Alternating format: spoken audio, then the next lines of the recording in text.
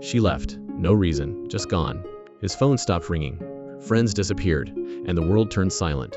Pain hit hard. Mornings felt like a battle, and nights were empty. He wanted to scream, to quit, but he didn't. One morning, staring at his tired reflection, he said, "Enough. No more distractions. No more fake smiles. No Instagram. No calls. No excuses." 4:30 a.m. wake-ups. Cold floors. Ice cold water on his face. Running alone while the world slept. This wasn't about muscles, it was about control. Discipline over comfort. Pain as fuel. No posts. No validation. Just work every single day. And slowly, they noticed. The calm in his eyes. The way he carried himself. The quiet strength.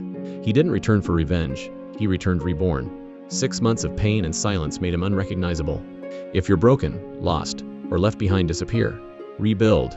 Because in 2 minutes or 2 months, you'll either give up or become someone unstoppable.